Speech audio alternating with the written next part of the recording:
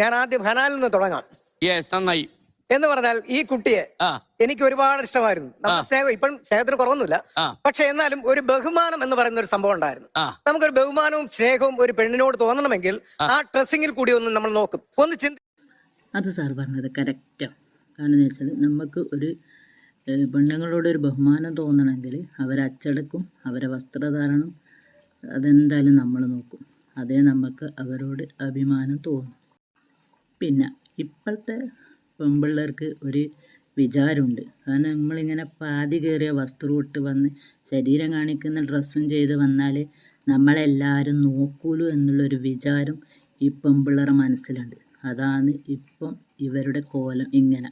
ചിന്തിക്കും, നടന്നു വരുന്നത് പോകുന്നത് മറ്റ് വസ്ത്രധാരണം എല്ലാം ചിന്തിച്ചിട്ട് തന്നെയാണ് ഓരോ പുരുഷനും ഒരു സ്ത്രീക്ക് എത്ര ബഹുമാനം കൊടുക്കണം, എങ്ങനെയാണ് അതിന്റെ ഒരു ചോദിച്ചോട്ടെ. അജിത് കുമാറിന്റെ ആദരവ് ഇരിക്കുന്നത് വസ്ത്രത്തിൽ മാത്രമല്ല പ്രവൃത്തിയിലും വേണം. അതുകൊണ്ട് അത് പ്രവൃത്തിയും വേണം. വസ്ത്രധാരണം നമ്മൾ ആദ്യം ഏതൊരാളിനെ നമ്മൾ നോക്കുമ്പോൾ ആദ്യം വസ്ത്രമല്ലേ നമ്മൾ ശ്രദ്ധിക്കുന്നത്. അത് കഴിഞ്ഞതിന് ശേഷമാണ് സ്വഭാവവും പിന്നെയുള്ള പുള്ളിക്കാരി എന്തൊക്കെ പ്രവൃത്തികൾ ചെയ്യുന്നു എന്നുള്ളത് നോക്കിയിട്ടാണ് നമ്മൾ പുരുഷന്മാർ എപ്പോഴും ഒരു മാനദണ്ഡം ആ കുട്ടിക്ക് നമ്മൾ കൊടുക്കുന്നത്. മറുപടി വേണ്ടേ? തീർച്ചയായിട്ടും.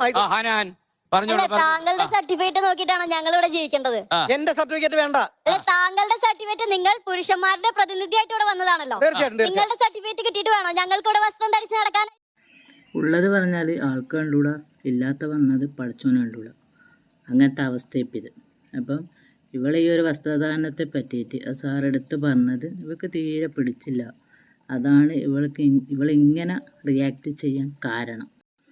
നിങ്ങൾ എല്ലായ്പ്പോഴും ഏത് രീതിയിലുള്ള വസ്ത്രം ധരിച്ചാലും ഇങ്ങനെയുള്ള ഒരു ഫംഗ്ഷൻ വരുമ്പോഴേക്കും ഒരു മാന്യമായ വേഷം ഇട്ട് വരാമായിരുന്നു.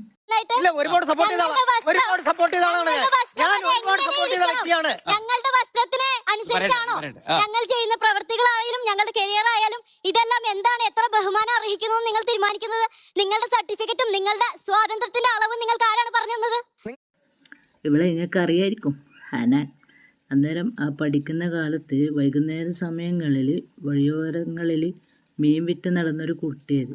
അന്നേരം ഒരുപാട് എന്താ പറയുക മന്ത്രിമാരൊക്കെ കണ്ടിട്ട് പൂമാലെല്ലാം ഇട്ട് അണിയിച്ചതാണ്. അന്നേരം പിണറായി വിജയൻ ഭരണകാലത്ത് അന്നേരം നല്ലോണം വൈറലായി. ഇപ്പം എന്താ പറയുക മൊത്തം എയറിലായി, പ്രശസ്തിയായി, വലിയ എന്താ പറയുക നടിയായി. ഇപ്പം എല്ലാവരുടെ ചോദ്യത്തിനും മറുപടി പറയുന്ന രീതിയിലൊക്കെ വളർന്ന് പന്തലിച്ചങ്ങ് നിൽക്കുക ഇവള്. നിങ്ങളെ ബഹുമാനിക്കണോ വേണ്ട എന്ന് തീരുമാനിക്കേണ്ടത് എന്റെ അവകാശമാണ്. അത് എന്റെ അവകാശമാണ്. ബഹുമാനിച്ചോളൂ. നിങ്ങളുടെ ബഹുമാനത്തിന്റെ സർട്ടിഫിക്കറ്റ് ഇവിടെ ആർക്കാണ് വേണ്ടത്? ആയിക്കോട്ടെ. പക്ഷെ നിങ്ങളെ ബഹുമാനിക്കണോ വേണ്ട എന്നുള്ളത് ഞാൻ തീരുമാനിക്കും. എന്റെ തീരുമാനത്തിലാണ് ഇരിക്കുന്നത് കാര്യം. അതുകൊണ്ടാണ് താങ്കൾ ഒരു വീഡിയോ ഇട്ട് കഴിഞ്ഞാൽ ചെറിയ വിഷയം വരുന്നത് ആദ്യം മനസ്സിലാക്കണം. ഞാൻ വ്യക്തമായി കേട്ടിരുന്നു. എനിക്ക് പറയാനുള്ളത് ആർജവും കൂടെ താങ്കൾ കാണിക്കണം എന്നുള്ളതുണ്ട്. പറയുന്ന കാര്യം കേൾക്കാൻ പോലും സമ്മതിക്കാതെ ഇയാൾ എന്ത് പുരുഷ പ്രതിനിധിയാണ്? അജിത് കുമാറിന്റെ സർട്ടിഫിക്കറ്റ് കൂട്ടി കയറി കളഞ്ഞു. എന്റെ സർട്ടിഫിക്കറ്റ് മാത്രമല്ല, ഈ കേരളത്തിലെ വലിയൊരു വിഭാഗം സ്ത്രീകൾ, ഇപ്പോഴത്തെ ജൻസി പിള്ളേർ ചിലപ്പോ ഇദ്ദേഹത്തിന്റെ കൂടെ നിൽക്കുമായിരിക്കും, പക്ഷേ വലിയൊരു വിഭാഗം സ്ത്രീകൾ ഇനി ഇരിക്കുന്നുണ്ടല്ലോ, ഇവര് പറയും കൃത്യമായിട്ടും ആ കുട്ടി എങ്ങനെയാണ് എന്താണെന്നുള്ളത്. കാരണം ഈ കുട്ടിക്ക് വേണ്ടിയിട്ട് വാദിച്ചിട്ടുള്ളവരാ നമ്മളൊക്കെ. മലയാളികളായിട്ടുള്ള ബഹുഭൂരിപക്ഷം സംസാരിക്കരുത്.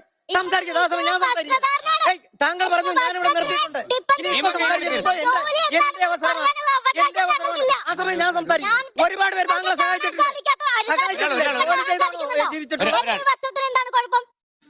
ഒരാൾ ഏത് രീതിയിലുള്ള വസ്ത്രം ഇട്ടിട്ട് എവിടെ വന്നിരുന്നാലും നമുക്ക് കുറ്റം പറയാനുള്ള ഒരു അവകാശമില്ല. പക്ഷേങ്കിൽ ഇങ്ങനെ ഒരു ഫംഗ്ഷൻ നടക്കുന്നിടത്ത് ഇത്രയും മോശമായ രീതിയിൽ വസ്ത്രം അണിഞ്ഞ് വന്ന് ഇരുന്നിട്ടാണ് അവൾ ചോദിക്കുന്നത്, ഞാൻ ധരിച്ച വസ്ത്രത്തിന് എന്താണ് കുഴപ്പം?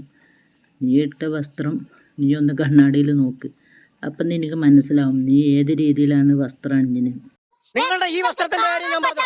വസ്ത്രധാരണം, താങ്കളുടെ സോഷ്യൽ മീഡിയയിൽ വരുന്ന വസ്ത്രധാരണം തീർച്ചയായിട്ടും അത് തെറ്റായിട്ടുള്ളത് തന്നെയാണ്. അത് പുതുതലമുറ അനുകരിക്കുമ്പോൾ അത് പുതിയൊരു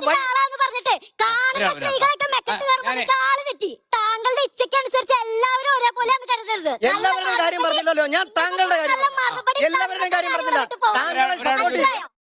ഈ കൂടിക്കാഴ്ച കഴിഞ്ഞിട്ട് ഹനാന്റെ കയ്യിൽ നിന്ന് 2 ചുട്ട അടിയും വാങ്ങിയിട്ടാണോ ആ സാറ് ഇവിടം വിട്ട് പോക്ക് എന്നറിയില്ല. ഞാനെല്ലാ കണക്കും കഴിച്ച് തരാമെന്നാണ് ഇപ്പോൾ അവൾ പറഞ്ഞത്. അപ്പം അവൾ ഇട്ട ഡ്രസ്സിനെ പറ്റിയിട്ട് അയാൾ പറഞ്ഞത് കൊണ്ട് അത് ഏതും പിടിച്ചില്ല. അപ്പം പരസ്യമായിട്ട് ഡ്രസ്സിൻ്റെ കുഴപ്പങ്ങൾ പറഞ്ഞതുകൊണ്ടാണ് ഇന്നിവിടെ ഈ വാക്ക് ഉണ്ടായതും എന്താ പറയുക ഹനാൻ രോഷാകുലരായിട്ട് മറുപടി പറയേണ്ടി വന്നതും. അതേതായാലും താങ്കൾ പറഞ്ഞത് നന്നായി. ഇവൾ പല മിക്ക വേദികളിലും ഇതേപോലത്തെ ഡ്രസ്സ് അണിഞ്ഞിട്ട് തന്നെയാണ് വരാറ്. പക്ഷേ ഇത് എത്ര പറഞ്ഞിട്ട് നന്നാകാൻ പോകുന്നൊന്നുമില്ല. കാരണം എന്ന് വെച്ചാൽ മറ്റുള്ളവരുടെ ഡ്രസ്സിൽ നമുക്ക് പറയാനുള്ള ഒരു അവകാശമില്ല. പക്ഷെ കണ്ടതെന്തായാലും ഒന്ന് പറയാൻ തന്നെ വേണം.